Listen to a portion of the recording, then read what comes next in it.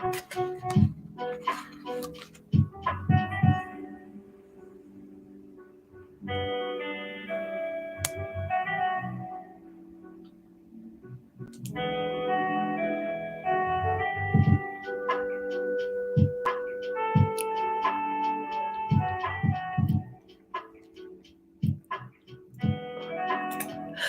hello, hello. Dr. Tamika Hall here. How y'all doing?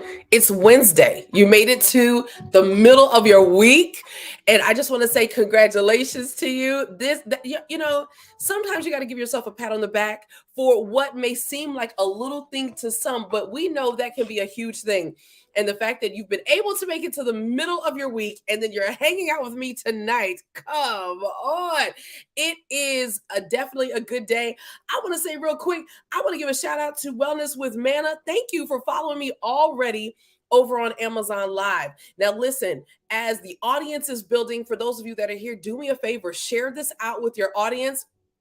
Tina, I have Berthienna E. Green, affectionately known to many of us as Tina Green. I have her here tonight. We're going to be talking about her best-selling book, I Count the Dark. I see y'all. Thank you so much for jumping in the chat. For those of you, this is your first time here. We are a very interactive show, and we love it when you communicate with us, whether you're on Amazon or YouTube or you're on Facebook. Please go ahead and communicate. Let us know that you are here, and I'm excited about that. Now, listen, while Tina is going live to her group as well, I want to go ahead and take a moment and just share with everyone, if you have not done so yet, next Saturday, I'm hosting the She Is Whole. It is a healing and prophetic gathering. Listen, I'm going to tell you something.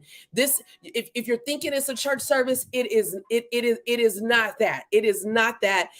I'm so excited about what God is doing. I'm going to need you to come dress comfortable because we're going to have movement. We're going to be working with instruments. We're going to have really, really incredible, just an incredible time. And there is, of course, going to be healing in the room. So you're going to want to be there. If you have not had a chance to sign up, go to shewinsevents.com. and you'll be able to join in with us on next Saturday. It starts at 1 p.m. We're not going to be there all day long. It does not take God a long time to do what he needs to do. Well, listen, without any further ado, I'm excited to bring on my guest tonight, Miss Berthienna E. Green. Tina, how you doing? I am doing well. Oh my God, I'm so excited. So excited to be here with you tonight. I'm excited because we did not plan this, but we came on rocking the green. Hey. Came on rocking the green. My nail color is almost the same color as your lips. Right. And I started to go with the darker pink, and then I was like, no, we'll just have the lighter shade of pink, and But listen, like, can we just talk about the gorgeousness? Because that's what I was like, I'm about to rock green, and I was hoping you were gonna wear it, but I was like, I'm not gonna bother her. Yes. Pentecosto says you ladies look stunning in green. Did I pronounce that correctly? I can't see who it is. Who is it? Pentecosto, L-P-U. Oh my gosh. Yes. Did I say it correctly? Penne. Okay, well, that makes it easier because you know what? You got your whole beautiful name on here, and I wish that I had you live so I could know how to pronounce your name correctly. But Penne, thank you so much. She's hanging out with us over on Amazon Live. So thank you so much for being there with us. Let's just check and see who's all here with us. Oh, yeah, she just told me it's Penne. Thank you. We got Miss Danae hanging out with us. Hey there, Miss Danae. And look, and I love it. Like, hey, Miss T, that could be for either one of us. I know, right? That works out. We have Naisha here. She says hello. Hey, boo! That's my new Who is this to you? Okay, we met in Harriet's bookstore, and we were both in love. Like at Harriet's bookstore, I'd never been there before. It's in Philly. OMG, the place is an oasis in the city. I swear. I walked in there and I was instantly calm. I wanted to sit down, chill. I didn't even want to leave. And Naisha was there, and it was her first time there, and she had picked up a whole bunch of books. And I was there to try to see if I could make a little conversation with the owner to try to get I Count the Dark on the shelves, but the owner wasn't there. And I met her sales staff, Lenny, and Lenny was awesome and gave me the owner's information. But Naisha purchased, girlfriend is a reader. She purchased about 12 to 15 books that day. Okay. I love it. I have always been an avid reader, and I'm like that too. It's like if you can even find a bookstore that has a good vibe, it just makes you want to buy books. Like, we're in the digital age, but I love the smell of a brand new book. I just there's nothing like holding it in your hands and the smell of the paper. I just absolutely love it. Okay, so were you successful? Is the book in Harriet's bookstore? No, I haven't heard yet from the owner. So you know, you just gotta go back. You know, I sent, you know me. I sent another email and another email. It's gonna happen. So I gotta tell you, I noticed that your book is still on the bestsellers list after all this time. Oh, thank you, Father. And you came out, was it April 3rd? April 6th. No, April 6th. Because 2 days later was my walk. It's still today on the bestsellers list. I just saw it right before we went live. I was really, really excited about it. And for those that are just joining us, welcome, welcome, welcome. I'm talking to the beautiful Berthienna E. Green. You guys mainly know her as Tina Green. And she is featured inside of Anointed Author magazine. Listen, she wrote the book, I Count the Dark. Come on, hold up your copy of the book, I Count the Dark. Okay. Sorry. Yes. You can hold the book and not the magazine, right? Yes. And I will tell it has been such an honor to work with you. We've been connected now. What's it been, like 2 years? Yeah. It's been about 2 years. Less than 2 years. Yeah, and initially you came. I don't even know how we got introduced to each other, but you came to you've been part of a few of my anthologies now, and you've even blessed other women to be part of the anthologies. Like, you've just been just so incredible, and I'm just so honored that God placed us in each other's lives. Yes, you came to The Purpose in My Pain. You've been in I'm Stronger Than the Storm. And you were part of God Blocked It. Yeah. So, amen. So I Count the Dark is why we're here tonight. This is your first time appearing on my show, called Live, as a solo Numero author. uno. Yes. Yes. It's weird. What does it feel? Yeah, it's weird. What like, because why? Why? Because I feel more pressure. I mean, when you're in a group interview, you can take a moment when everyone else is on stage and you're backstage and you can go. But no, I'm live. Okay. So I can't do that tonight. But I never thought that you had stage fright. Now, listen, anybody that's ever seen Tina on my show, she comes on here and she's comfortable. The first time she came on, she sang a song. The very last time she came on, y'all, she was eating pretzels and popcorn. Like, Tina is a show stopper. She does not play any games. She's a showstopper. Oh, listen, y'all are lighting up Amazon Live tonight. You're lighting up over here on Facebook and YouTube, and I appreciate you. Those of you that are over on Amazon Live, please do me a favor and follow me over on that platform. It helps myself out. It helps Tina out too, because we are currently live during her show. Now, for those of you that are on Amazon Live, if you're wanting to purchase the book, I hope that you do. If you have not gotten it already, all you have to do, thank you, Sheila Peterson, for following me over on Amazon. All you have to do is look down in the carousel. You'll see the Anointed Author magazine. You just swipe. You just go ahead and swipe, and you'll be able to see Tina's book, I Count the Dark. We have it there in both formats, both as a Kindle as well as the paperback. And when you purchase it, that it automatically goes directly to Tina. So you don't have to worry about whether or not Dr. Hall gets that. It doesn't. All it does for me, what's great for me, is it tells Amazon that you love my show, and it puts us in the top of our category. Tina, like, the Tamika Hall Live show has been in the top 5 for weeks now. Yes. God is just Godding. That is Anointed Author. Yes. Anointed Publisher as well. What'd you say?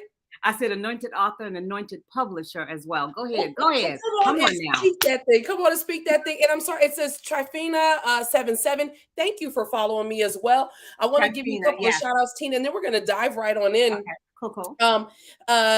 Debbie Stiegel says, congratulations. Those are my TMC peeps. Go ahead, the mission continues. Jennifer, is it Lude or Luda? Jennifer Luda? From where? Jennifer Lude. Oh, I don't remember Jennifer's last name. She might be TMC.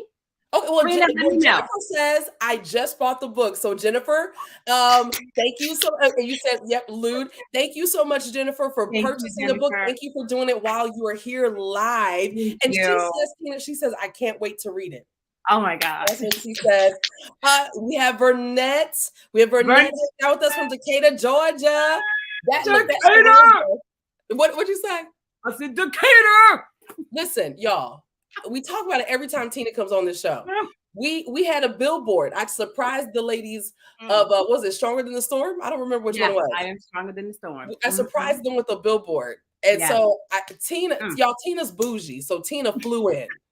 I would prefer to fly in, but I went on ahead and rode in. It was fun. We had a road trip, but we were on the road for 13 hours. I got there a day early because of that. Well, y'all, like, Tina's not playing. Tina's like, I live in Philly. What am I driving for? I'm just gonna hop on. I'm just gonna go to the airport. Like, yeah. Well, Tina had a 1 to 2 hour flight, and she meets us there. And so we are waiting on we're on the road. We're on Peachtree Street, and all of a sudden we hear Tina, yo. I didn't even know that deep voice could come out of that little body. Thank you for saying it's a little body. Bless your heart. You're so tiny. And then Debbie says, off the chain visit CO. Is that Colorado?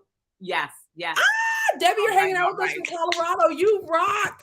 Thank you. My godmother is from Pueblo, Colorado. So Aunt Peggy, she's from Colorado. I know people over there. Good stuff. So good that you guys are all hanging out with us. I think I gave a shout out to Sheila Peterson. I gave a shout out to Penne over here. Yeah. LaWanda Johnson's hanging out with us on Facebook. She says, Tina, congratulations. You look amazing, by the way. Valerie Pierce says, good evening. She was my supervisor at the Commonwealth at one time. Sheila Peterson was my last supervisor at the Commonwealth. Oh, I love it. Good stuff. We gave a shout out to Naisha. I don't know if we gave a shout out to Mercy. No, thank you for hanging out with us over on YouTube. You rock all day. So, Tina, hold up your book for us. I Count the Dark. Hold it up for us once again. We're here to talk about the book. I Count the Dark. That's what we're here to talk about. And I Count the Dark is actually your memoir. Yes. And first of all, let's talk about the title. What does the title mean, I Count the Dark? We're going to start with that, then we'll go to the subtitle. Okay. Very good. Well, the title itself relates to a self-soothing modality that I practice that allows me to still be in the room and not be so obvious if I'm having an anxious moment when some sort of drama or trauma or whatever it is. And so basically it's what they call a form of arithmomania, and it's counting. I choose to count anything that I happen to be looking at in the room. I could count the light bulbs. I could count the spokes of the ceiling fans. In my living room right now, I have diagonals in my carpet. I could count all of the squares and the diagonals, and I will count from 1 to whatever the total number of shapes or colors it is that I see, and I'll keep reducing them in half till it comes to 1. And by the time I am left with 1, then I count the dark, the actual space that number occupies. And so that's called arithmomania. It's a form of OCD. Okay, so you can call it like it is. Okay, so is that what OCD is? That's what that is? Yes, it's a form of OCD. Arithmomania is a form of OCD. You have a tendency to become super absorbed with one particular habit or behavior or something like that. So for me, it's counting. So I don't have to go through and have everybody looking at me and saying, why is she breathing like that? What's wrong with her? Or start chanting to myself and you see my lips moving. So I just count. I count in my head. And I may have to count 2 or 3 times in order to reduce the amount of anxiety or trauma that I'm feeling. And when it's all over, I'll be totally relaxed. In most cases, I'm totally relaxed. But I love it because I don't stand out in a crowd. Huh. Me. So, what you actually let me know is that this month is actually Mental Health Awareness Month. Yes, yes, And it that is. green actually is the color for that month. Like I, Yes. I'm usually pretty good about knowing what's happening in the Mhm, months, and I didn't mhm. know that. And like what this is so powerful to me on so many different levels. I'm having this event next week called She Is Whole. And Mm, literally the Lord had me up till 4 a.m. this morning, and he's mm. having me shift things. And Yes. so next week I'm actually going to be implementing a program I created of Mm. dance therapy. And I literally had no idea. Like, and I go to sleep early. I know, I know. 8 o'clock. But I was up until 4 a.m. And, Ooh. and he broke it down and showed me what he wanted me to do. And back in 2020, when the pandemic first hit, Mhm. I was doing I created a program called Morning Glory and Movement. So I would do, Wonderful. I would come on for 15-20 minutes, and I would do Mhm. exercises because I'm a dance teacher, Yes. and and everything is based on scripture. And so Mhm. I just been asking God, like, Lord, what do you want me to do with this? And it's been impressed upon me that it was a dance therapy. And Mm. this morning he told me to Amen. do that. And so when you said that right before Yeah. you were live, I'm like, God does everything Everything. so well. Yes, in an Because amazing even that fashion. event, the event was going to be held in February, and then I Yeah. canceled it because I just Mhm. like I'm exhausted. Yes. And he told me to make it May 20th. Like I know. he does everything so well. And so we're talking about Mental Health Awareness Month, Mhm. and you just spoke about a coping mechanism Yes. that you have. Mhm. Talk to us about how have you ever dealt with the stigma of mental health, and how have you been able to overcome that stigma that's attached to it? So, one of the more obvious stigmas that I have is whenever I'm walking into the VA hospital here in Philadelphia, and there's a certain floor that is for behavioral health. So, let me clarify that though. There are a couple of floors that veterans can go to for other services related to mental health, but the biggest office, if you will, that sees, I believe, the most veterans is on the seventh floor. So Hmm. when you get in the elevator, I always feel self conscious when people ask me, "What floor do you want?" I'd Oh, rather get on the elevator and have seven already pressed and then have other people fiddle around with the other numbers and have them wonder what floor I'm going to. So, still today, when I go into the VA hospital, I'm not always going to the seventh floor. I go for other things as well. But when I go up to the seventh floor, I still feel a little bit self conscious just pressing number seven. There are some people that cast a sideways glance, and it seems as if everyone thinks that the seventh floor is only behavioral health, but there yeah. are a ton of other services on that floor in the VA hospital. So how I cope with it, I used to cope with it just by keeping my head down, but today I do not. I hold my head up boldly, and I'll announce loudly if I happen to be in the back of the elevator. Seven. And you probably do it just that high and loud too. Yes. That's it. I do. Okay. I'm Debbie not says, ashamed anymore. Debbie says at least it's not the known fifth floor. Oh, Well, what's on the fifth floor? every hospital is different. So where Debbie is, it might be the fifth floor. I'll have to ask her. Interesting. Lawanda says you dress like the well successful shrink. Go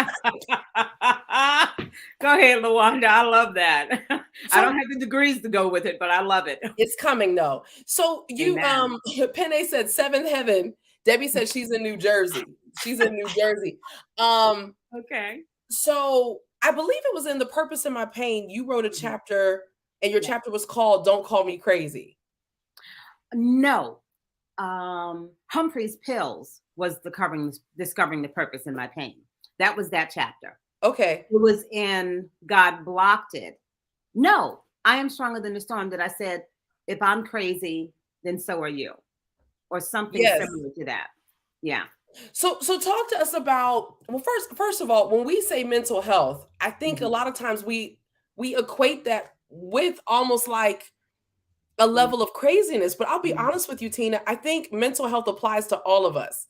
And not in a terms of need, it's not even always about needing treatment, but I think Mhm. that us us making a concerted effort to do self-care. Like we call it Mhm. self-care, but to Yeah. me, that is mental health.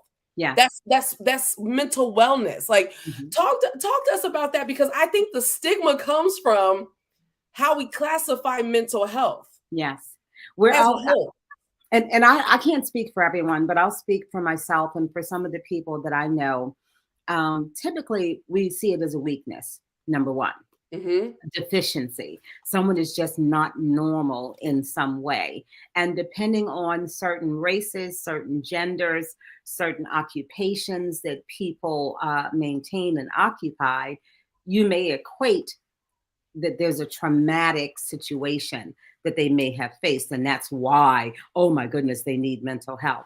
But I ask people to consider the fact that you could have a traumatic incident that is totally unrelated to an interchange with the cops, that's totally unrelated to sexual violence or domestic abuse or attempted suicide, which are parts of my story. You can have a traumatic event simply because you had a fire in your home, and that fire in your home caused you not to lose life. Thankfully and prayerfully, that was not the case, but you lost your memories, all your pictures, all your Yes. photos on the wall. And there are some people that they can't recover from that. They need to have therapy to understand, that the loss is, it's finite. Those pictures and whatnot will always and forever be gone, but we have the mental images in our heads, and obviously the feelings that those pictures evoked in us are still in our hearts. So when I think mental illness, I try to get into a conversation with someone if they're willing to engage, in order to like take it apart a little bit.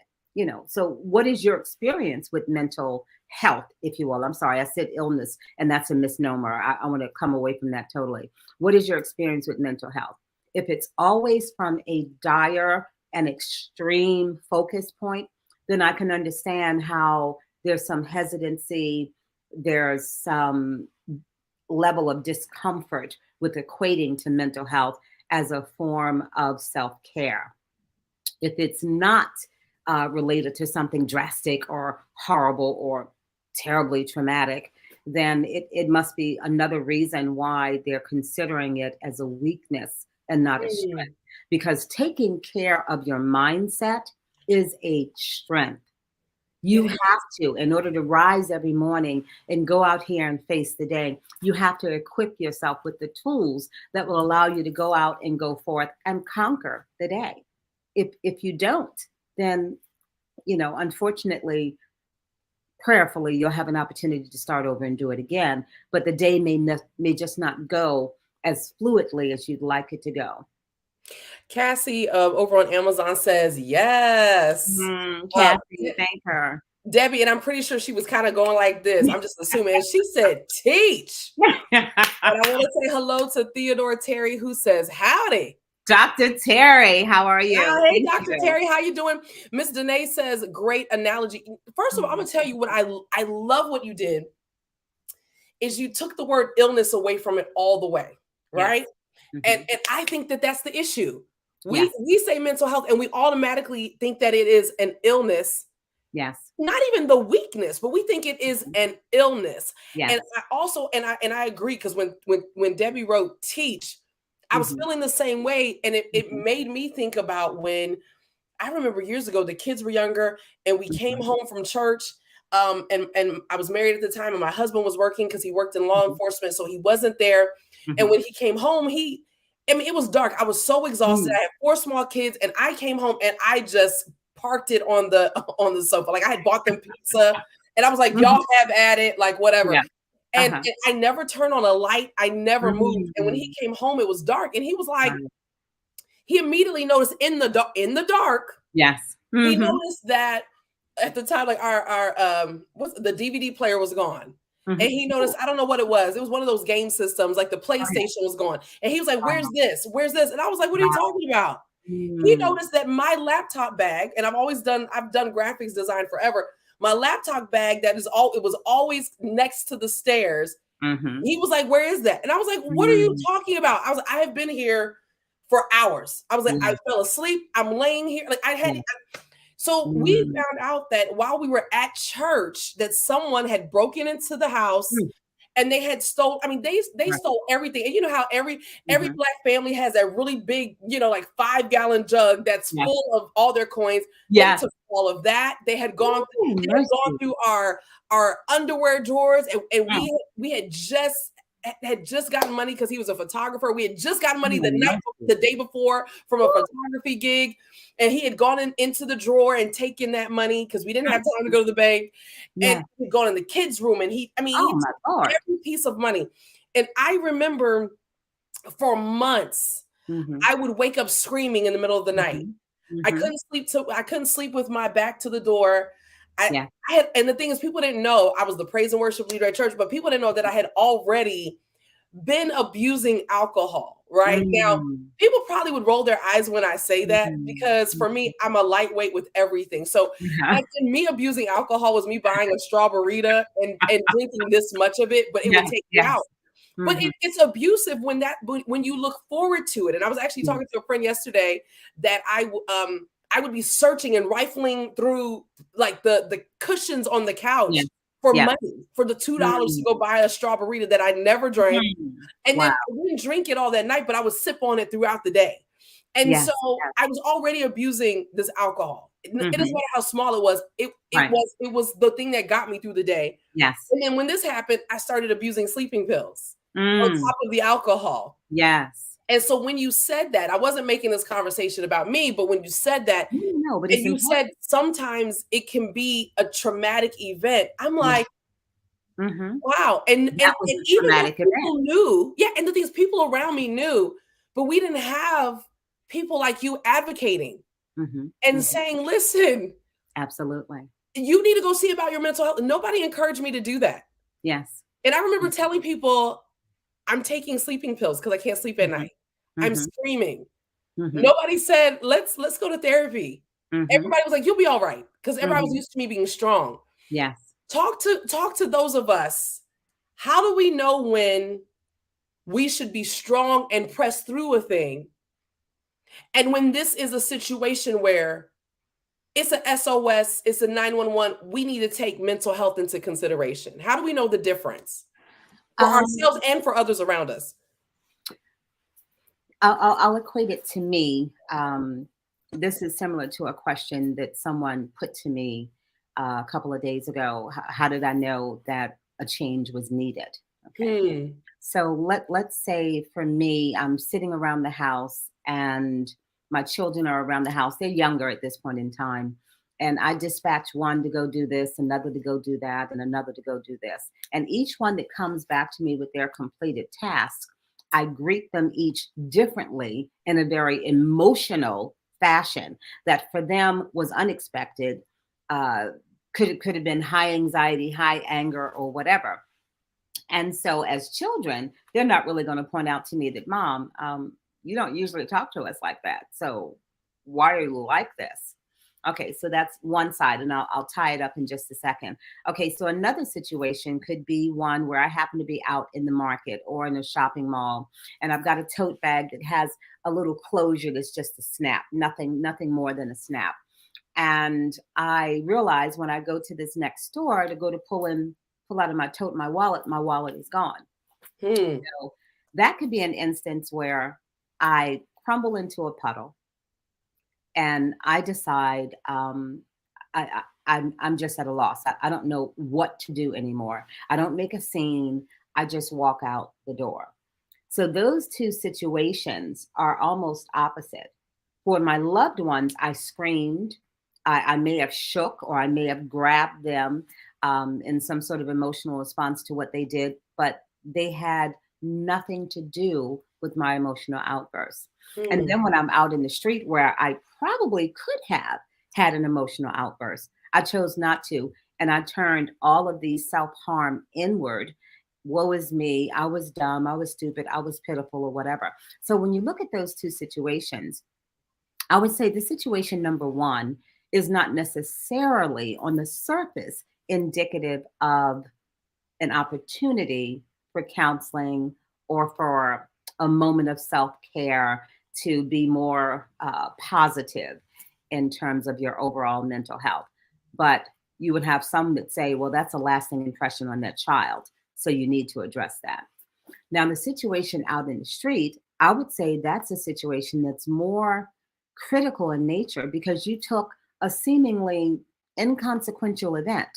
I didn't know that someone was going to pick my pocket. I had no idea that, my purse was open, my tote bag was open, that it might be attractive to someone to just slip their hand in and do what they did.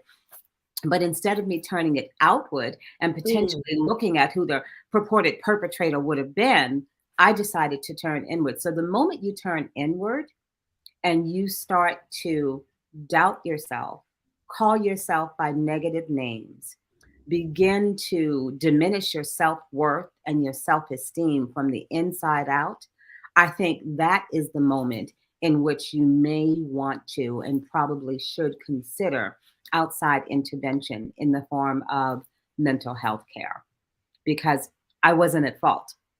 Just like my children were not at fault, I wasn't at fault. I mean, it happened. It's no different than some of the traumas that I mentioned in my book. They happened, they were facts, but it wasn't my fault. So Yeah. when you start to make it your fault, try to pay attention to that. Try to turn to yourself in the mirror. And this is what I've been saying all month long for Mental Health Awareness Month. Begin each and every day with 2 words: I am. Hmm. And I take it. am. I am. I'm awake. I'm alive. I am smart. I am intelligent. I am beautiful. I am okay. My body doesn't hurt this morning. I am okay that it's Tuesday and not Wednesday, or that it's Wednesday and not Friday. I am okay that my car starts this morning. I am okay that I can have a cup of coffee. I am okay because I'm going to buy me some balloons today and Come celebrate. on. Start the day with I am, as opposed to I don't. I can't possibly. I don't Ooh, that's want to. powerful. No. Begin every day with those 2 words and follow those 2 words up with whatever you want, or simply state the fact: I am. That's it. And You that's don't have good enough. to, you don't have to justify it to anyone. I am, you are, we are. That's it. That is simple and Hmm. so poignant. Hmm. That is so powerful because you're right. It's Hmm. usually if we wake up in the morning and we're feeling some kind of way, the first thing we'll say is, I don't feel like it. I don't want to wake Hmm. up. I don't want to do, Hmm. I don't want to. But if we're saying I am, woo, that's good stuff. Myra Neely says, you better speak, friend. I am. That's my Air Force bestie, my friend of over 42 years. Amen. Wow. Yes. Debbie says, remarkable, blessed. God said it. Oh, thank you, We have Debbie. Tanya Green says, she says, Tina Teen, so proud That's of you it. always and forever. That's my Lambda Beta Alpha Sora. Oh Yes. my goodness. That's Oh my my goodness. I sister. love it. I love it. Yeah, Cassie says powerful talk. Miss Danae is asking this question, and then I really want to dive into the book for our next few minutes that I have you. Miss Danae says, can you associate those things as triggers? Like what you were kind of talking about when you were saying, like, somebody taking something out of your bag or kind of like screaming at the children. Do we associate those with triggers, or do you have a word for those?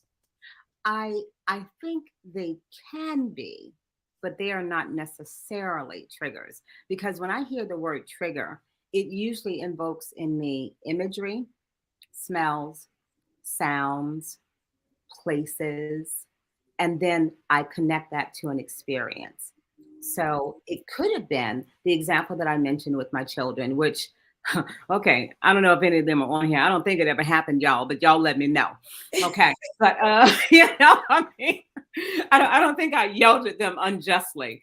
But when I think of it in terms of a trigger, let's say when my child was bringing me, I don't know, the book that I asked him or her to bring me, just them walking towards me with that book, I then envisioned that book changing shape, becoming something else entirely that I equate with a negative occurrence, a negative experience. So in that way, it could possibly be a trigger. But on the surface, it's simply a child doing a task and coming back. And oftentimes we just group everything together and decide that it's a thing, when in reality, it's not a thing. This is some, wait, There hand it cream. is. Okay. That's my life vantage. I had to get it on screen. Okay. This is hand cream. This is water. I mean, it is what it is. So if the water gets poured on me and it messes up my hair, is that a trigger for the water? No, it's not. It's a situation that occurred. So yes, in some ways, Danae, but it really is situational. So it's based on the experience. I love that. Valerie Pierce says, when you start the day with I am affirmation, it sets the tone for your day. And I love that. I think that's a really great exercise for us to begin to regroup and reframe the way, like, you restart your day. If you found that you started your day negative, take a moment, regroup, and start with the I ams. Absolutely.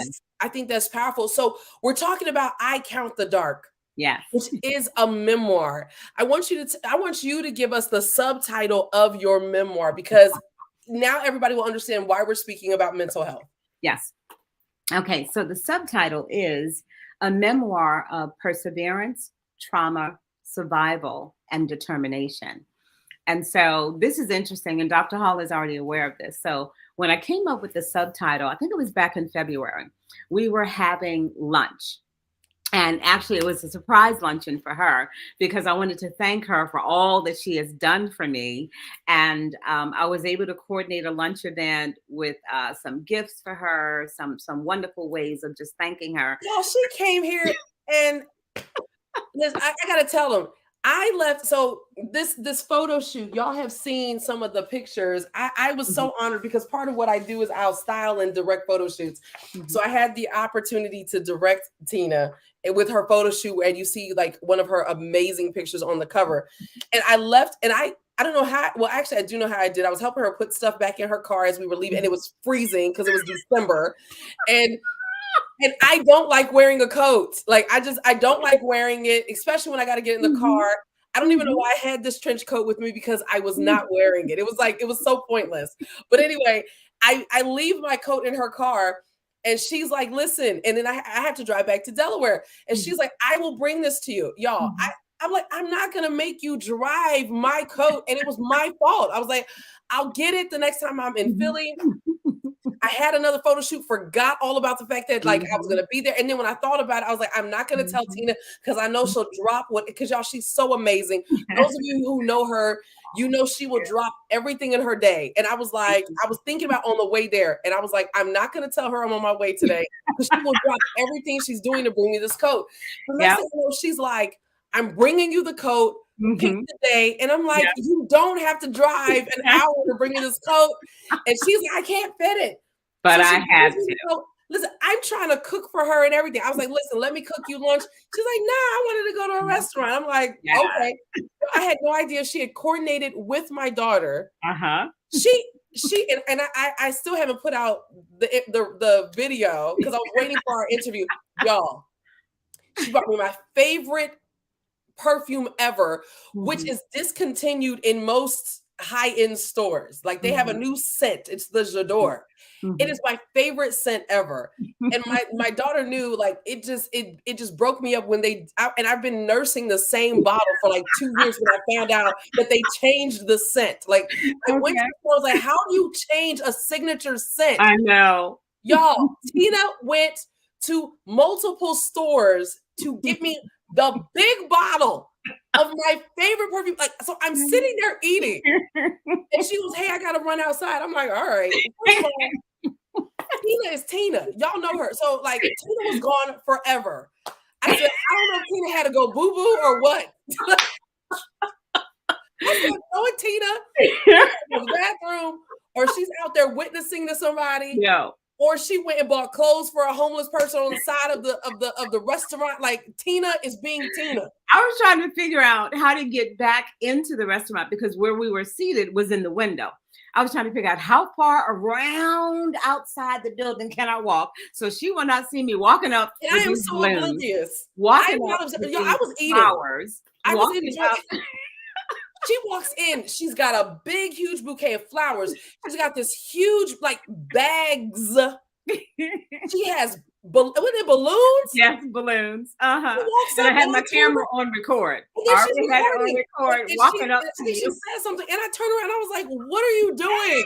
Like, I probably seemed so ungrateful. I'm like, "How do you bring me my coat that I left in your car, then you take me to lunch Yes, and you yes. buy me gifts?" I'm I like, love you. "Who does this?" Like, she's I love you. the And you've best. been such a I love blessing you to me. too. And so we were having lunch and we had a different subtitle for a Yes. year, almost a year and maybe Yeah. almost 6 months. We had a different Yes. subtitle. And while we were sitting there, almost at the end of lunch when it was over, I was like, you know what? And I was thinking, and I said, okay, what about perseverance, trauma, survival, and determination? I just threw it out there and I sent it to her as a text. Neither one of us really connected anything in that moment. And then afterwards, once Dr. Hall put it on the cover and sent it to me, I was like, my God, Dr. Hall, do you see it? She was like, yeah, I see it. I said, no, no, no. Do you see it? She said, yeah, I see it. What are you talking about? I said, it's a play on PTSD. I turned it from trial into triumph. Perseverance, trauma, survival, and determination. And most people know that as post-traumatic stress disorder. Yeah. So We were there's excited about that. We were nothing like, there. "Yo, that's so." Well, I know. we were not professional at all. We were like, "Yo, that's so." I know. I'm like, "That's so dope!" Like, you did that, Tina. I know, right? Oh, yeah, yeah, yeah. Oh. I was so hyped. I was like, oh my God. Whoa, I did it. Oh, So, shut up, girl. That's awesome. this is your memoir, Yeah. and you do, because I am trying to like get you out of here before 7. So this is your memoir, and you do speak about the book. The memoir really is your journey, your Mhm. mental health journey. Um, Mhm. we learn some about you as you're growing up, but we also really learn about your mental health journey after Yeah. being sexually assaulted multiple times Yes. while serving in the military. Yes. Um, just tell us a little bit about that, because we really want people to grab the book. And I see you guys over here on Amazon. I'm seeing the book. I'm seeing y'all buying the book. You rock. Like, I'm Okay. showing it. If you have not grabbed a copy of the book, for those of you that are on Facebook and on YouTube, please do me a favor, jump over to my Amazon Live, grab a copy of the book from the carousel below, because it lets Amazon know that you learned about her here. So talk to us about that. Awesome. So wait, give me the question again. Shut up. Oh my gosh, I forgot it. Like, it was Okay, okay. Dr. Carey. I gave her the best worded I know. question. I'm sorry. I'm You sorry. I don't remember. I'm Hold on a sorry. second. I Okay, said, let me think. Debbie, what did I say? You I talked a little bit said, about but let me just talk about my mental health experience, okay? Or some I something. was saying that the memoir, I was saying that the memoir details your mental health journey. Yes. Really, that was triggered by Yes. being sexually assaulted multiple times while serving in Yes. the military. Yes. All right. So for me, let me first just start by saying that for years, you could not mention the military, the United States Air Force, or anything like that to me because of my experiences and the really, really awful taste that they had in my mouth. And it took over 3 decades and a half for me to finally find my voice and recover from that. And a large part was due to the help and support that I received from my mother, Ruthie Mae Green Ford Reed. There we go. Because she was an awesome mother, and she helped me learn how to put things on a shelf so that I could function day to day. I joined the United States Air Force with a lot of hopes, a lot of dreams. I was looking forward to good times. I was following in the footsteps of my eldest brother, who had an awesome career. I mean, he was going to the Philippines, he was going to Korea, he was going to Japan, he was going all over the place. I said, oh, yeah, that's going to be me. I'm going to get it in there. Yes. But I was stationed stateside the entire time. And it was during non-combat service. And so for many, many years, I never equated myself with the military. I didn't see myself as a veteran. It was just something horrible and sad that occurred in my life. And so I needed to function outside of the military. So I had to do what was necessary in order to conduct myself as a responsible citizen in society and lawful behavior and all of that, and raise my children. And after I started to crack was not long after my mother died. Mm. So I had an awakening. There was a huge shift in my reality, in my day-to-day existence, and that came about as a result of an article that I read in 2012. And then that's when everything started to shatter and just break apart. And through a lot of therapy at the Federal Reserve Bank of Philadelphia, Father God, no, through a lot of therapy at the VA hospital and outside of the VA hospital before I started going there for support and assistance. I had a lot of other mental health providers who helped me learn how to realize that it wasn't my fault, realize that it was in the past, and realize that now is the time to move forward, not to be stuck in the past any longer. So, with all of that, I was finally able to turn the tables and look at the military as something no longer as damaging Mm. my existence as it had been in the past. Wow. And then I came full circle when I joined the sorority, Lambda Beta Alpha Military Sorority Incorporated.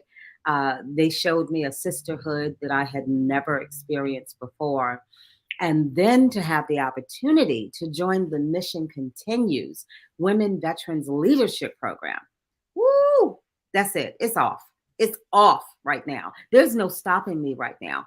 I have such a positive experience now with the military, which is a large part of why I'm here today sharing my story. Being selected as one of 70 out of 700 applicants for that program was Wow. huge for me. Myself and my other WVLP alum, we're still learning. We're still growing. We're still networking with one another and sharing ideas and information. That was Trifina, that's from WVLP, and Debbie, who's from WVLP. And I think there may be a couple other people. I'm part of the leadership team now. So I'm the social and hospitality coordinator for the Philadelphia platoon. Penne was also one of my teammates out in Chicago for the Platoon Leadership Summit. I'm over the moon. I'm overjoyed now about the military. And I feel so good about it. Tanya Green says LBA. She said all veterans and active duty are welcome. Yes, Yes. because they are all welcome. Dr. Terry says the book is really, really good. And he has 3 exclamation points behind it. And y'all, he's Dr. Theodore Terry. Yes. And he also wrote one of the most extensive reviews. I say it like I know him. I know, right? He wrote one of the reviews in my book, and he was very kind and very generous. So Dr. Hall knows this, that so I'm what you would call a poet, spoken word artist, motivational speaker, a whole bunch of other things, in the sense that if you give me a topic or a word or a situation or idea, I can craft something from it and deliver it verbally. And prayerfully, it's usually well received. But I look at poetry and spoken word as two separate entities, if you will, separate from what it means to me to craft this memoir. I mean, to have so many people, especially the individuals that left me reviews, I want to shout them all out. Susan Alden, thank you so much. Matilda, Tilly. Don't cry, Tina. Okay, I'm trying not to cry. All right. Cassie, my neighbor, Crystal. Shut up. Why do you do that to me? You know I was going to go there. You cry. All the time. I know I do. Okay. Joyce. Whew, okay. Joyce Williams. I'm not going to cry. Anne Dubuisson, who was one of my literary consultants. Funny story, and then I'm come back to Dr. Terry. But one of the funny stories about Anne Dubuisson and what I'm talking about right now is that she helped me craft my synopsis and my cover letter to send Nice. to the major publishing houses, because your girl wanted to be, I don't know, what is it, Harper Collins and all those other big Penguin. Bantam Yeah. House and Harper Row. I don't even know all the names anymore. Yeah. Yeah. But he was like, "Oh yeah, Tina, this is great."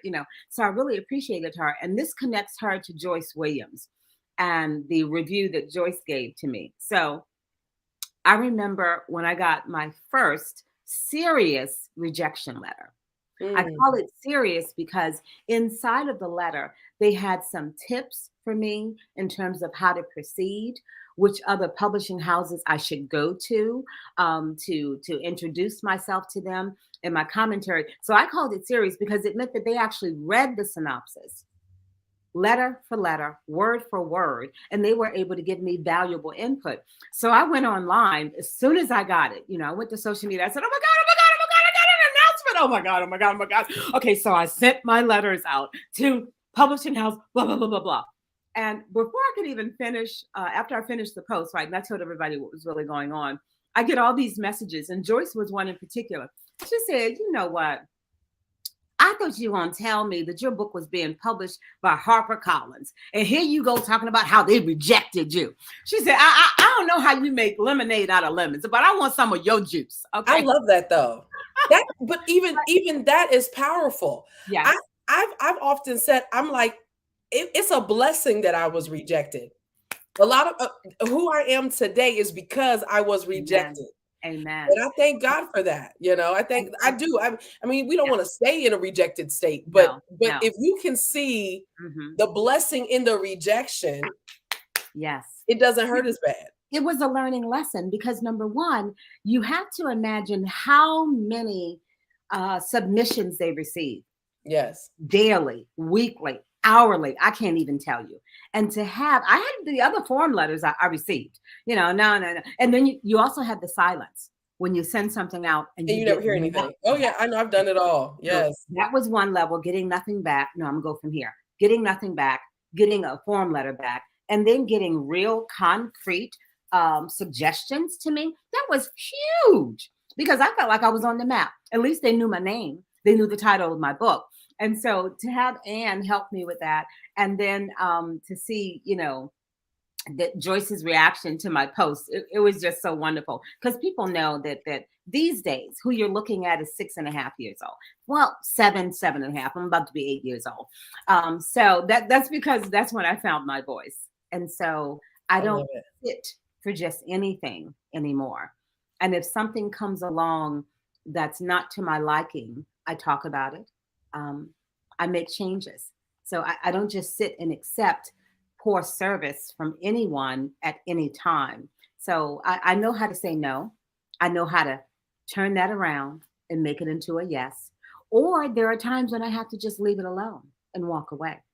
So I know how to do all of those things. But see, and that's a form of mental wellness Yes, it is is. evolving and growing into Yeah. that. Ron Spot said the best social and hospitality coordinator in the country. Thank you, Ron. Hey, I want to know where my girl at because Dr. Hall, I have to do this. I have to shout out North Philly. Okay, because my girl Angie is supposed to be on here. Whoa! Come on, North Philly, show up. I don't know if she's here, but Media Megan says definitely check out the programs. The mission continues offers that my fellow WVLP cohort 5 ride or die. She also said she finished reading the book while heading home from the Platoon Summit. And she said so proud of this beautiful woman and her journey. Sweaty eyeball syndrome was real at the airport. Definitely check out the book. Dr. Terry and Dr. Terry don't play with me because I love to eat. Dr. Terry said we should all meet up for tea or lunch. You probably don't even have that accent. Like, why am I? No, he does not have that accent. No, he doesn't. I don't care.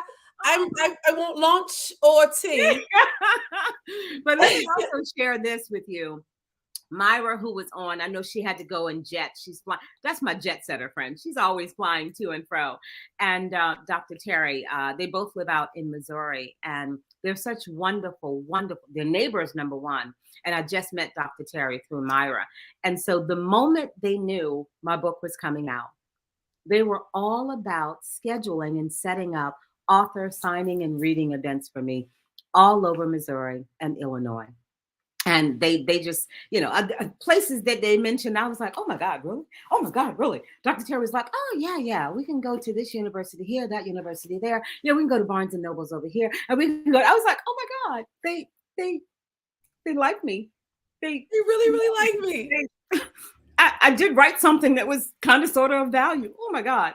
It's so huge. Sort of. And there's another person that I want to shout him out as well. I don't know if he's looking, but he'll see the recording. His name is Keon Watkins. He's the CEO and founder of Black Men Read St. Louis. And Keon and I, we met in February through Myra when I went there for the Super Bowl party. And we had a moment of community service with another organization there, Diamond Diva Empowerment. And I met Keon, a young man who's all about literacy for our Black and brown youth. And so just knowing that, I got his contact information. I said, okay, we're going to see what we can do about this, Keon. Lo and behold, I let him know that my book was dropping. He said, all right, Miss Tina, let's do this author event. We've already scheduled an event for August 6th that will be happening in St. Louis, Missouri at a conference center called Heydays HQ. So Keon is about the business, and I'll be coming to an author event near you very, very soon. So let's get into a few more things about I Count the Dark. I know you wanted to do a quick little reading. I know we're almost out of time. We are. You spent all your time giving accolades. So we want to say thank you to everyone that's contributed to Tina's success. I actually would love for you to go to page 125. Okay. And I want you to start where it says, no one said the words. Okay. And I want you to read that just so we can understand just how bad things had gotten for you. And so I want you to go ahead and read that. Okay.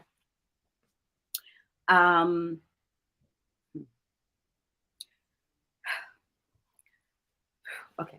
Sorry. It's okay. You can cry now. It's fine. Okay.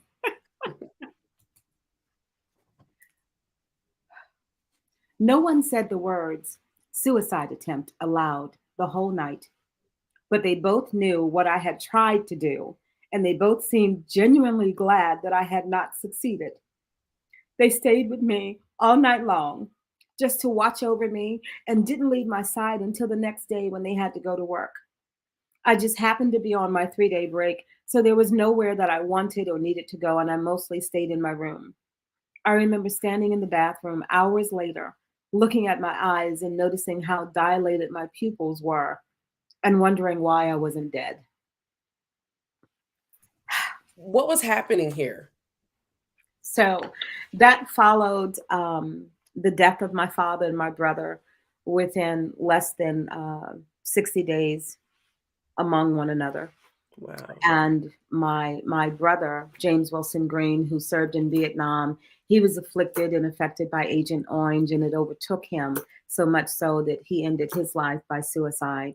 And my father, it was a heart attack, stroke due to smoking-related conditions. And so also, shortly after the death of both of them, my grandmother took seriously ill.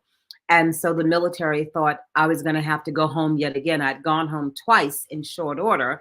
And so they pretty much said that, she may not be able to function anymore.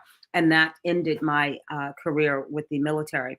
But it also is part of acknowledging the sexual assault, the rape, and my first attempt at suicide. So all of it came down on me at one time, having to go back and forth from Texas to Philadelphia, attend these events. And so basically I was a walking zombie. I could not advocate for myself. I could not figure out whether or not I still wanted to be in the Air Force or whether I wanted to be home in the safety of my mother's arms in Philadelphia, Pennsylvania. I let things happen to me because of how shook and traumatized I was. And so that first attempt, I really thought I was going to succeed, to be honest with you. And it's important to be honest, I feel, with this conversation, so that people understand that Attempted suicide, in my mind, is not always the desire of the individual to end their life. Hmm. The phrase that I use is "sua decided," because for me, and I know for a lot of other people, you made the decision that you want the pain to end. Hmm. That's the decision that you made. That's the decision that I made. I wanted the pain to end. So it's "sua decided." It is unfortunate and tragic, and so many other things, like in my brother's case, that the method that he chose to end the pain unfortunately succeeded in ending his life. So I stand proud in letting people know that attempted suicides, because it is not because of me that I am here. Hmm. It is because of my belief in my faith in my Savior, Jesus Christ, who is my all in all. I mean, I didn't know the steps that He would order me to walk. I don't like them all, didn't like them all, would rather they not happen to me. However, I'm on a mission to reach one. And as my friend, Pastor Edavie LaCroix says, reach 1,000. Hmm. If I reach one person with my testimony, I feel I've done more than enough. And before I let you go, I just want to say this. I shared during our graduation ceremonies in March in Washington, D.C., at the Women Veterans Leadership Program graduation, I had to come up with a call to action, which resulted in my walk event, my first virtual walk event from my nonprofit, Screaming with No Voice. And at the graduation, on 3 separate occasions, 3 veterans came over to me and told me that because I shared back in October, they finally had the courage to share. They Wow. finally started going to the VA, talking about their situation, obtaining therapy, and also now submitting a claim for military sexual trauma, which has Wow. only recently become a category under PTSD that you can submit a claim for. And listen to what I just said. It's only recently Recently, become a category. and you were fighting for retribution, what have you, before it was even there. Yep, And absolutely. you actually do, you talk all about that fight of just like even Yeah, having to write to your government officials, yeah. and so I mean honestly you were one of the pioneers of that. I don't know if you look at yourself as that, No, but you are. no, no, ooh, Father But God, you shut up, are. shut up. Oh, that might, I, that's a thing. I You think that's something are. I have to You consider. because you and y'all you definitely have to get the book because Tina talks about the struggles, and I love I love your organization Screaming with No Voice, Yes, because you kept trying to be heard, and you were minimized, you were completely ignored. And then I remember, and one thing I love about here, we're going to just tie this together, how you said God is so, he's so faithful.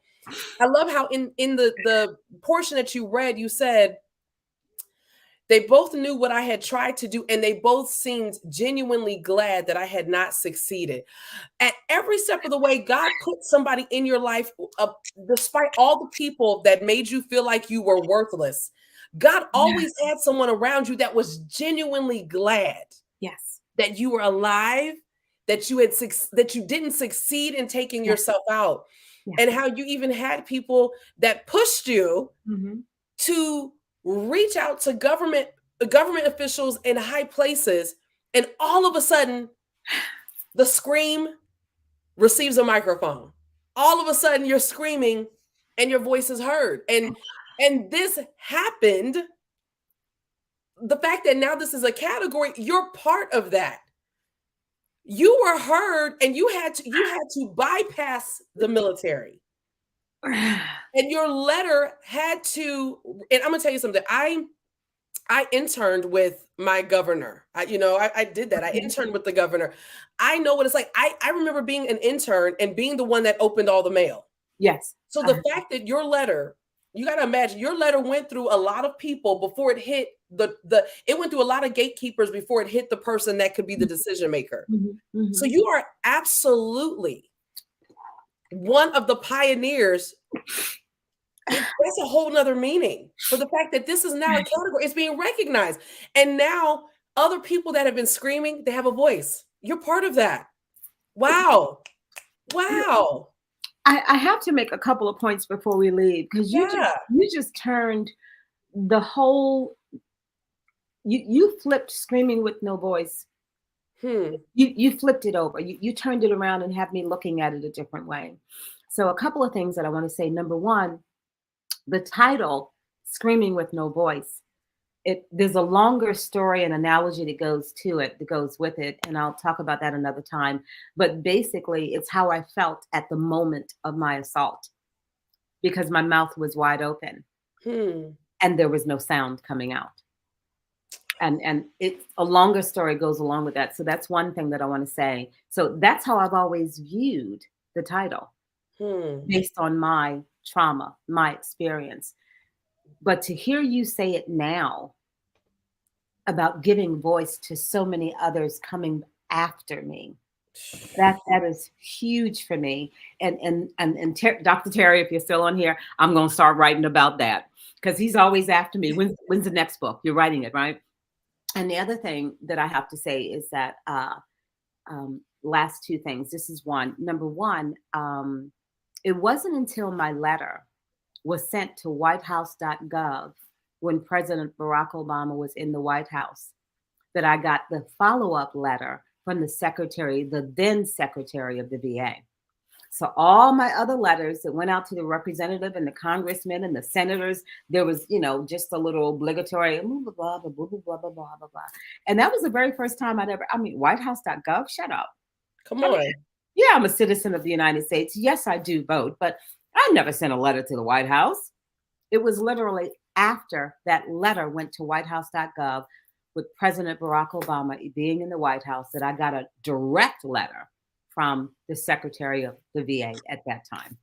And the last thing that I want to say is that I never said to anyone what my goal was with I Count the Dark, with Screaming with No Voice. I never verbally said it aloud, but I've always wanted to bring about legislative change.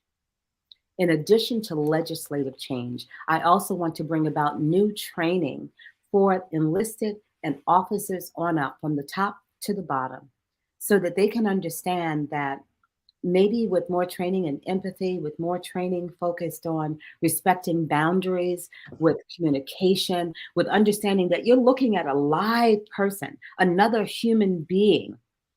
Understand that there are boundaries that you cannot go past. And Yeah. I think with more training, prayerfully, we can stop the perpetrators from becoming perpetrators in the first place.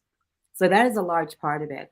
And as a result of my work, my writing, and being a participant with the Philadelphia Military Sexual Trauma Group at the VA, I have an opportunity now to share and present some information to a local politician. So we're working on that. I also met a wonderful politician out in Chicago when I attended the Leading for All TMC training and leadership event. And that was another opportunity to get before a politician who told me that, had she not heard of my story, she would not have thought of the intersectionality between her constituents, which Hmm. are largely disabled individuals, and also constituents who happen to be veterans who are suffering from another type of disability that's not necessarily physical or visual in nature. So my dream that I never actually verbally said to anyone, that was only up here in my little head, is slowly but surely picking up speed. And I have to thank you again, Dr. Hall, because we Oh, talked briefly about, my journey and how I got here, but everyone else that was part of this journey, as they say, Father God brings someone in your life for a season or for a moment in time. And it could not, I Count the Dark, could not have been birthed before now. hmm. Now is the time for it to be birthed. It had to also be ushered in with your tutelage, your leadership, and your publishing and editorial skill sets. So I do thank you for that. And giving me my first live interview for I Count the Duck. Okay. Yay! And magazine feature. This is just the beginning of many. Miss Danae says, "Thank you for not allowing silence to kill you. Your voice is loud enough now." Yes. Cassie says, "God has his hands on you and never let go." Wow, there were just so many comments. Dr. Terry, he just had to drop off, but he had said yes. He said he was here and he can't wait to review and read your next book. Um, yeah. Just good stuff. And so before you go, you have something else that's coming out. We're talking about giving your voice some amplification. What's the next thing? Okay. Coming up very, very soon. More than likely, definitely in the month of May. I Yes. don't have an actual release date for it, but it's my baby. So when you buy the book, I Count the Dark, you will notice, I'm trying to get there. While you're getting there, Angie Man is on here. She's been here. Yes, she's actually been here hanging out. And I think I can't remember. Oh, I think it was Media Megan that actually had said, she said Angie was on Facebook and she told her to tell you that she heard you. Yes. Alicia Shaw, y'all, Mrs. Delaware in the house, Mrs. Delaware 2022. Amen. He's on here. She says she's so glad that she caught the interview. Thank you. Oh, and look, so Media Megan just said, "What? You ain't tell me, Tina?" I'm assuming she said it like that. What? I know, yeah. Yes, she did. Okay, so I never know how to do this. So on one of the last pages of the book, you'll notice that I penned a poem based on the title, I Count the Dark. And so through Dr. Hall and an awesome sound engineer by the name of T. Hall. Yeah. Harris. T. Harris. She's T. Harris. Yes, bless her heart. So I laid a track for I Count the Dark, and I'm going to be releasing that track all over the streaming platforms. Right now, you might see it on Spotify and Amazon, but the release date has yet to be determined. So you'll actually be able to purchase my rendering of I Count the Dark. And it was amazing because you just happened to read. Thank you, Angie, for following me. You happened to read read the poem, and I was like, yo, like you need to do something with this. I was like, don't post this yet. Like, let's add some music behind it. Yes. And so, y'all, she's releasing her spoken word, and so I'll have to make sure that we bring you back once we know for a fact that it is actually rooted and it's on Amazon. Everybody can grab it. I have to bring you back here, so you'll probably be back in the next week or two. Yeah. We can celebrate. That'll be awesome. The release. Oh yeah. So great. That'll be awesome because I can shout out my daughter then because she will have graduated from Loyola University. Yay! Getting her bachelor's degree on May 20th, which is why I'm so sorry. I wanted to come to She Wins Home. Yes. Oh my God. But she's graduating that day, so I got to be there and be more. Yeah, you got to be mom. Like that's kind of a big deal. So it's way more of a big deal than I am at the moment. Yeah. I'll share you. I've been crying already. Every time I talk to my daughter, she's like, "Mom, I'm not doing this. I'm just not doing." Oh, you're gonna act. You know how I cry. Up. Okay, so. I thought on the 20th, you're not gonna be able to stop me from crying. You're gonna be on stage, so you go ahead. All right. Media Megan, thank you so much for following me over on Amazon Live. We have Vernette who says, Queen Tina Teen, OMG, I can't wait. You were created for this moment. Listen, y'all, I don't care who tried to steal your voice. I don't care how long your dreams have been delayed, but your moment is coming. Amen. And when the moment happens, I love what Vernette just said. You were created for that. You were created to occupy the space. For every person, Tina, that tried to make you feel like you didn't deserve to be in the space, you were created to occupy every space, every moment, every second, every region. You were created to occupy that. You were created for this moment. I love the fact that, first of all, y'all, I still don't believe Tina when she tells me that she's like 60. Yeah, baby. This is 62 coming at you right now. Chicken baby. Like yo, I still don't believe it. I still don't believe it. And like the photographer and I, Enoch, we were like, wait, what? And I'm just like, I'm like, she's lying. I don't believe it. Y'all, listen, we talk about these legs, y'all. She got these legs, honey. We were like, there is no, y'all. He didn't have to touch her up and make her look younger. That's her face. Hello. Her face. Those are her legs, y'all. All I did was put lotion on there. These are my jeans. This is also Pro Tandem. Talk about it, be about it. This is also True Science Liquid Collagen, the only liquid collagen that activates, replenishes, and maintains the collagen in your bodies. Listen, my face is everything now too. Okay, that's it. I'm done. Alicia says, she said, I didn't believe her either. She said, I better be this fly at 60. That's how I feel. I'm like, listen, I'm not even afraid. I'm not afraid of hitting 60 because I'm like, I'm gonna be, if I can be as sassy, sexy, classy, bougie. Look, Tina's all bougie, hood, all like she's all of it. I know, I got it all. Okay. I remember that photo shoot. I was so hyped. Oh my God. I was like, no, Philly in the house, baby. Oh Lord, Cassie, you're about to make her cry again. Cassie said, you are the voice for those who still want their own voice. Oh, no. She said, you are the voice for those who still won't voice their own. That's powerful. I knew you were going to do it. Cassie, thanks a lot. We just got her laughing. Angie says, Philly 60s. Yes. Oh yeah, my girl Angie is hot too. Trust me. When you go hottie. Block of Marston Street, when we start coming all up in there looking all cool and fly shirt, you're gonna be like, who? Y'all born when? That's right. 1960. I can't with y'all. I can't listen.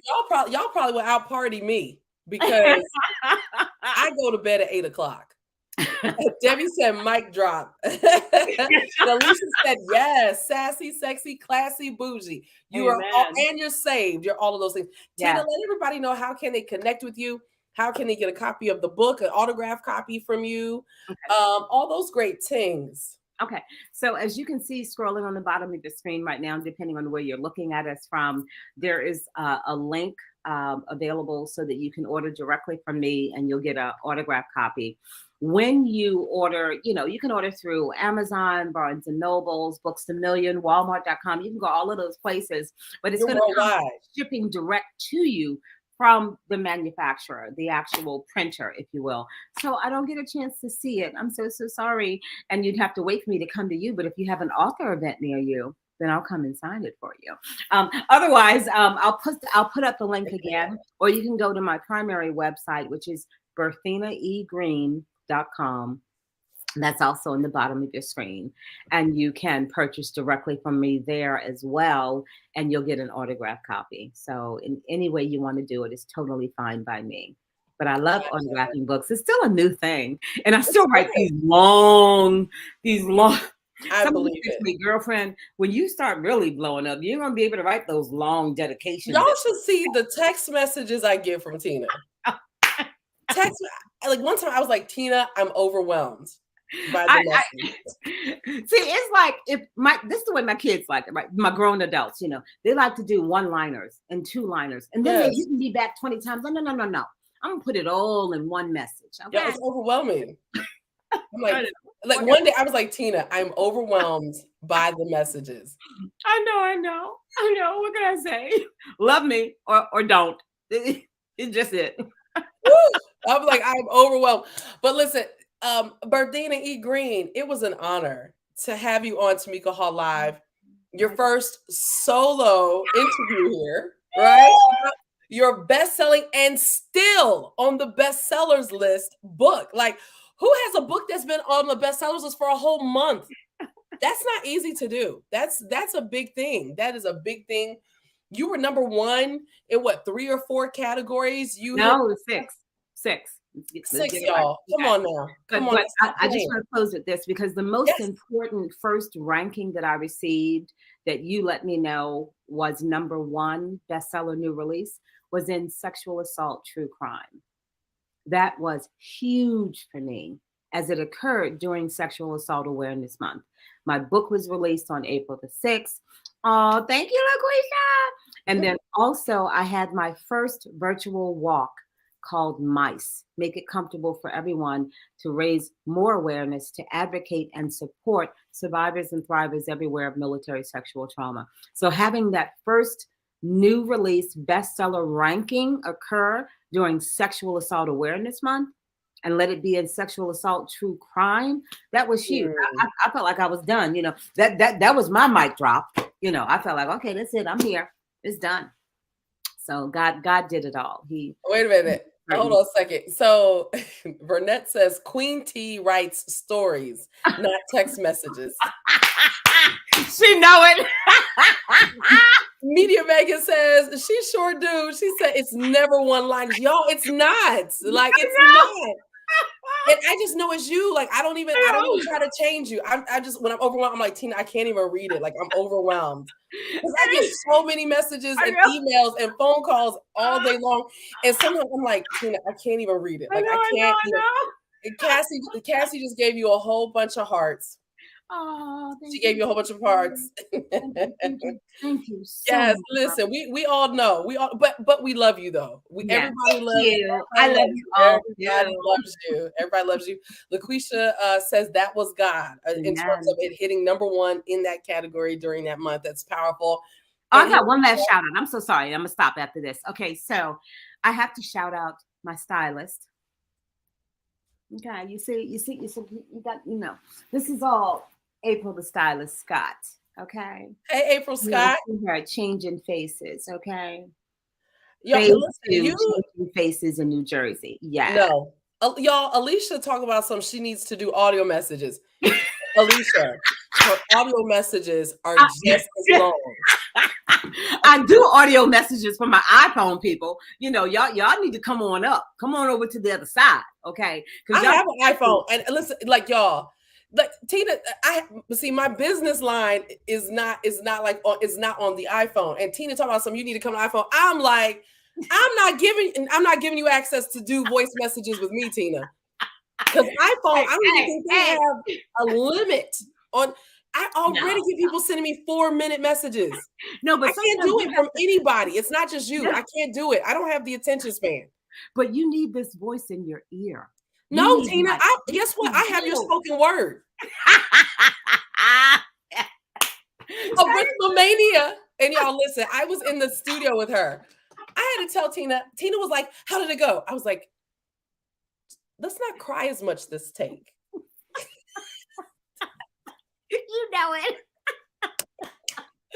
So everybody, all your friends know, y'all. Like Tina, I'm like, if for anyone that you don't know Tina on a personal level, like everything that you see, like she's all the emotions, like everything, literally, and everything is real.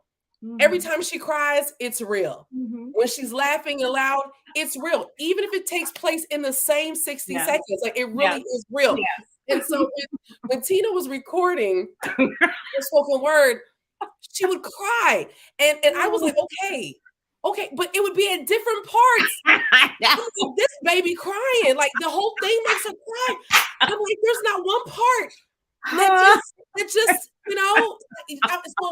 so when Tina was just like, she was like, so look, y'all, I'm trying to do behind the scenes footage. And then I'm like this. So I'm like, here, Tina, I'm thinking Tina's going to continue to just be in the moment. Y'all, Tina stops. Like, this is the microphone. She stops and she goes, I was like, really? I was like, what? What are we doing? Like, I'm always ready for my close-up. Okay, baby. Always. Okay. I was like, Tina, like, be in the moment. Right. And then go back to arithmomania. I count. But that's the Freedom Theater in me. Listen, okay, I'm here for it. Freedom Theater from I have a theater degree. I have all the emotions and I have a degree to prove it. So I get it. Wait a minute. Angie said, and that infectious laugh. Burnett says Tina is real. Angie says that's our Tina. Debbie says, blame it on us baby boomers. We want to make sure you get us.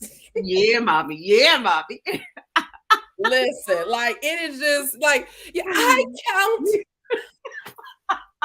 the dark. How was that? How was that?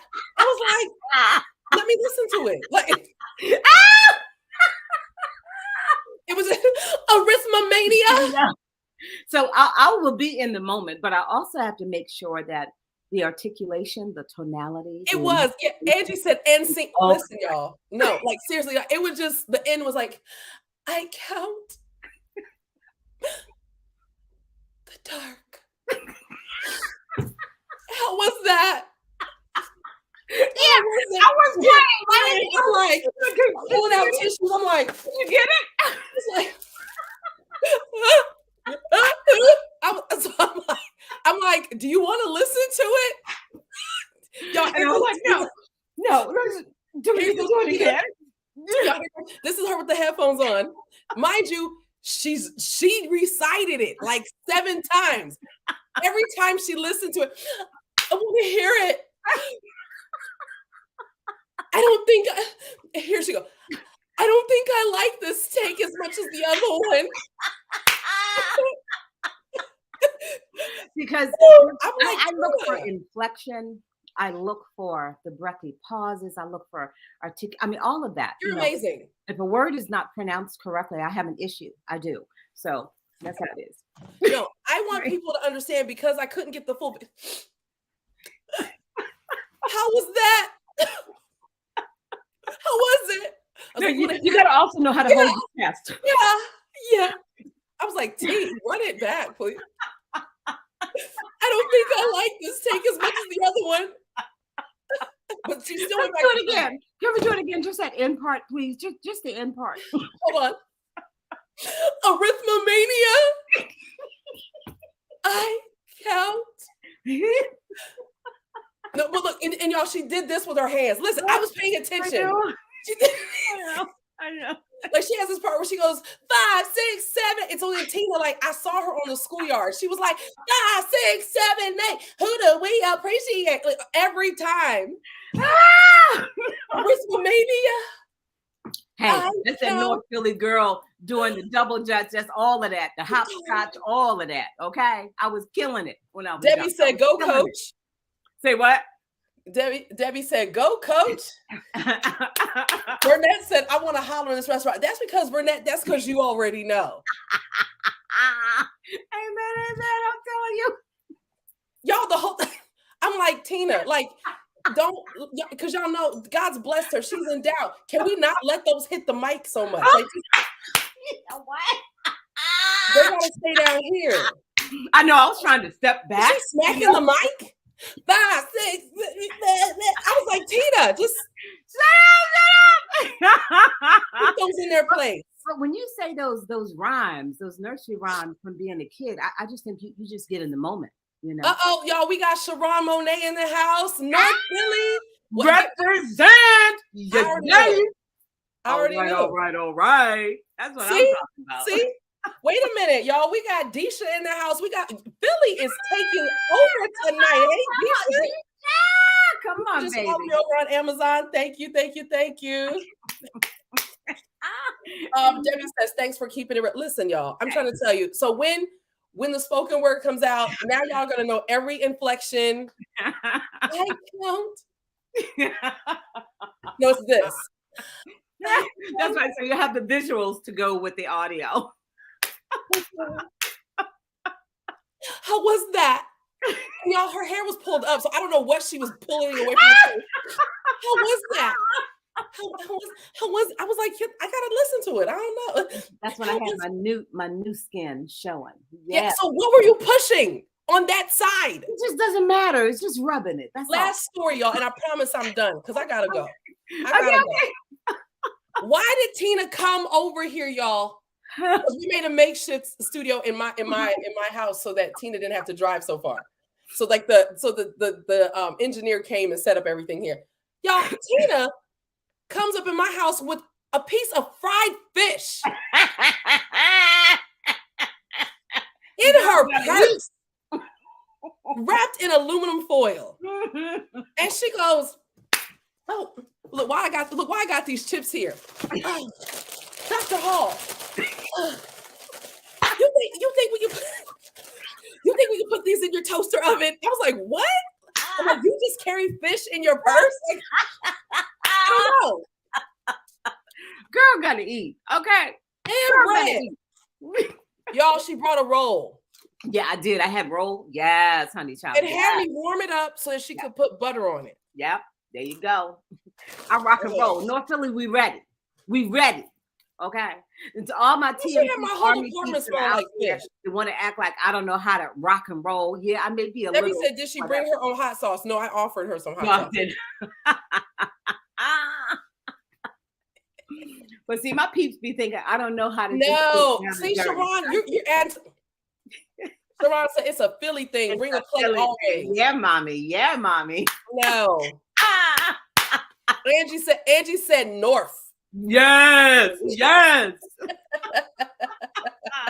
And here go Alicia. Y'all, listen, y'all don't encourage the madness. She's already working on her next spoken word project. I can't deal. She's gonna bring chitlins next time. Do not. I'm not warming those up. Alicia, gotta have the hot sauce. Go ahead. So I'm sick of all y'all. Because Alicia, you're gonna be here next time. Alicia's gonna be here. That's it. Sharon, see, Sharon adding to the. Sharon said, "Bring me some." First of all, Sharon. Okay, no man. So let me just also plug my man Keon Watkins from Blackman Reed, St. Louis, who is also a founder of Barbecue Sauce and Spices. So if y'all come on over to the author event August 6th in St. Louis, Missouri at Heyday's headquarters, y'all can get some sauce. Okay, you can get some sauce. What? Miss Danae said, "Dr. T, you're funny picking up chips to eat." Like, listen, because I wanted y'all to understand how she pulled this out of this big purse. You think can you put this in your toaster oven? I don't have a toaster oven. I have an oven. I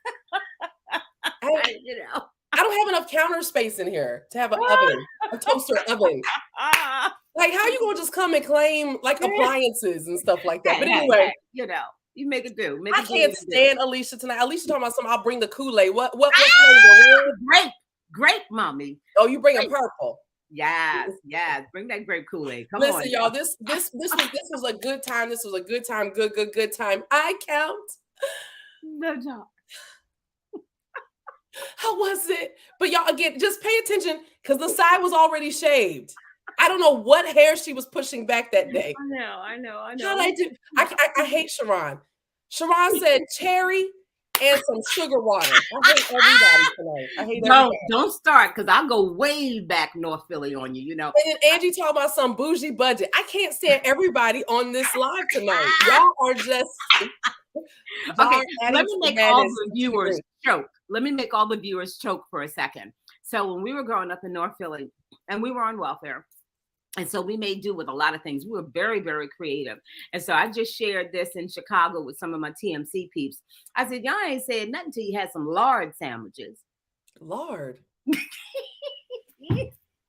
So we would take lard, put it in the frying pan, and we had white bread then. Take the white pieces of bread, put them in the frying pan, smash it down till they get toasted on one side, flip it over till they get toasted on the other side. Take that bad boy out and sprinkle some sugar over that bad boy and go to town.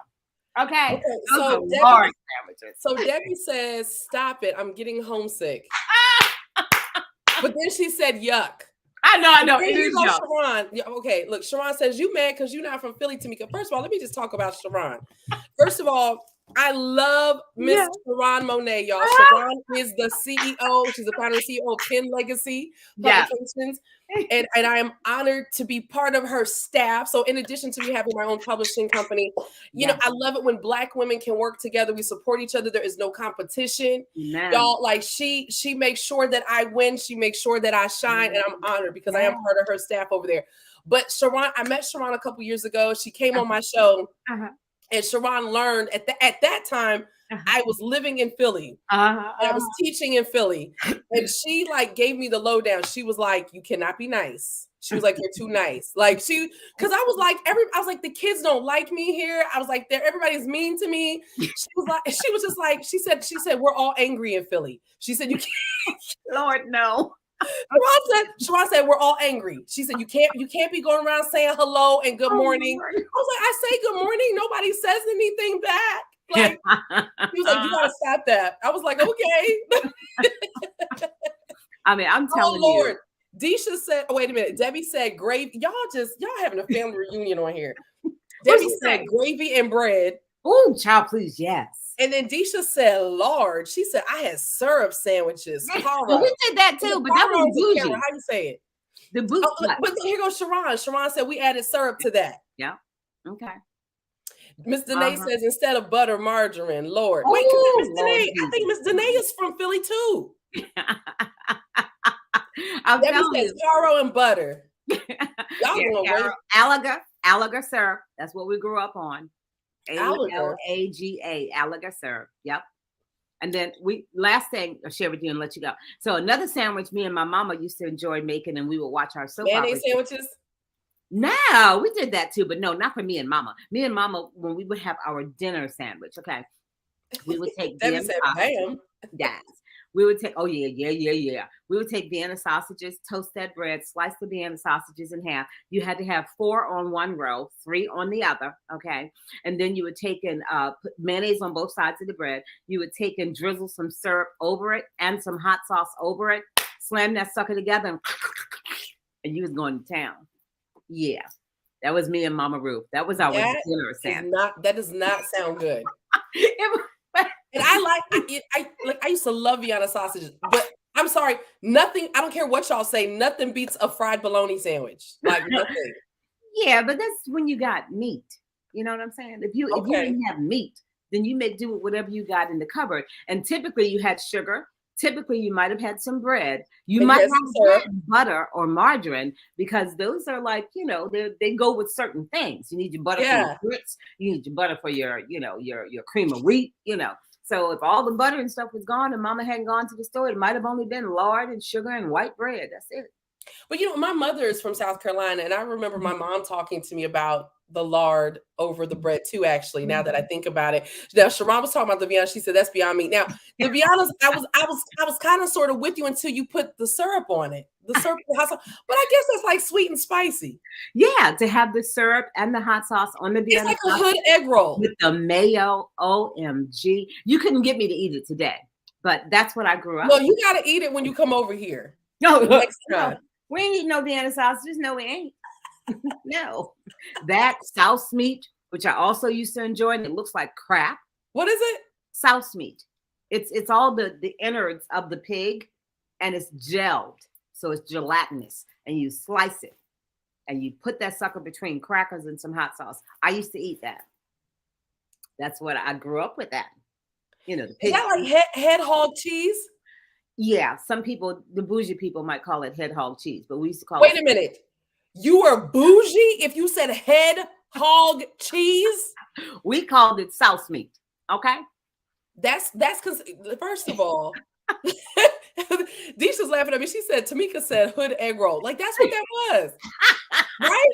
Because listen, I'm gonna tell you something. When I like had my first apartment, I used to call them my ghetto waffles, and I still eat it today. You toast some bread, you put peanut butter on it, okay, and then you put syrup on it. It is the best. I wish you would tear your face up at that. You eat syrup and hot sauce on Vienna sausages. I know, right? I was a kid. No, listen, I promise you, you got to. No, I'm telling you, it is so good, y'all. So you just toast your bread. You put some peanut butter on there, and then you put syrup on it. Like it's like a pancake, but better. Okay. And it takes less time. I promise you. Okay. My kids refuse to eat it. Okay, Debbie says you're both right. She said honey is better. There's so many different things now, because let me just clarify for everyone. I am plant-based. Okay. So me too now. Don't go thinking I dip and dab and all of that kind of stuff.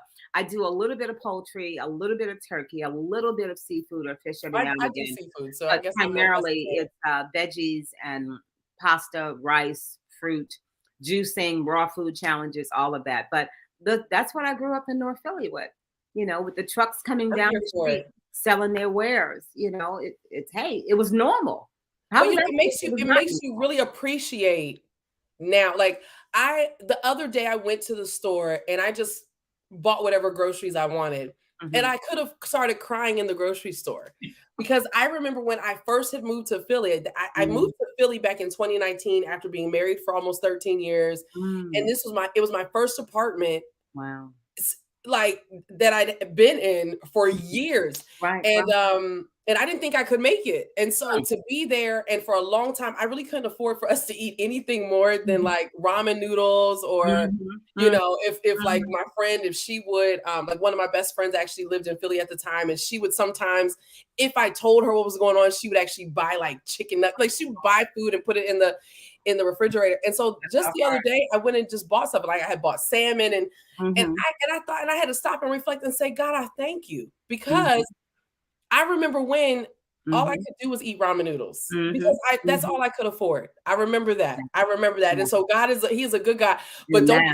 don't be sleeping on my peanut butter toast and syrup. Like Okay, okay, okay. I If I wish can you do a would. rice cake with peanut butter and banana slices, I may be able to try that.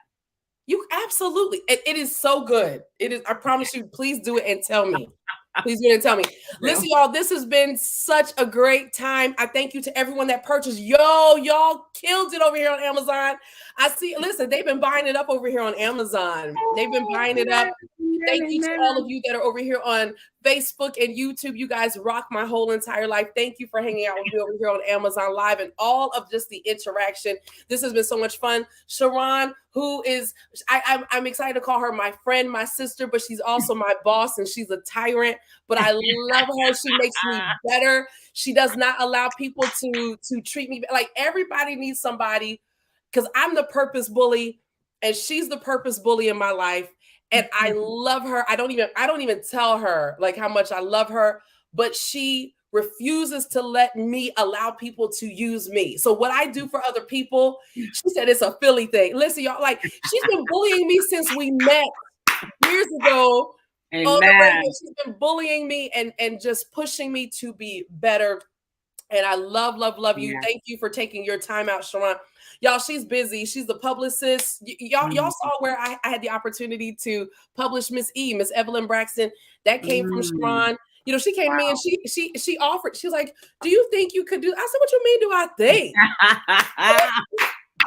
What you mean? I think? Listen, girl, Amen. absolutely. And so Amen. that's a blessing. So y'all, she's here. She's literally a publicist to the stars now, plus her own stuff going on. And so for her Mhm. to be hanging out with us, like Yeah. I guess it's because it's a whole Philly connection. She didn't even Mhm. know, but it's a whole Philly thing. So this has been Talking good. Listen, about you it. guys, remember that I love you. Mm. Remember you were created to make God famous. Please, real quick, Debbie says it's Coach and Mentor Month. Thank you all for depositing into others. Oh, thank you so much, Debbie. I love being a coach. I love that. I love being a mentor. It's a blessing. It really, really is a blessing. And when you're about ready to close up. So the last thing that I want to say, okay, I got to do this. I'm like sorry, the Dr. Hall. 12th practice closing. This is like all the time I got, so I might as well take and make my plug. Okay, I'm a Yes. Vantage consultant. So if you are interested in activating your body, replenishing and maintaining the collagen in your body. And if you don't know what collagen is, let me just say that without the collagen in your body, in our bodies, we would be a puddle of gel. Collagen holds everything together. It connects us all. So if you're interested, please DM me, Berthienna_6 on Instagram, or you can go right to my webpage, BerthiennaEgreen.com, and find out more about Life Vantage. Thank you, Dr. Hall. And finally, we were here because of the book. So hold up your book one more again. Y'all, please make sure that you support Tina if you haven't done it yet. Grab her book, I Count the Dark. Remember, I love you. You were created to make God famous. He's anointed you to do hard things. You all have a blessed night. If you want to publish a book, hit me up. I got you. I love y'all. Y'all have a good one. Bye.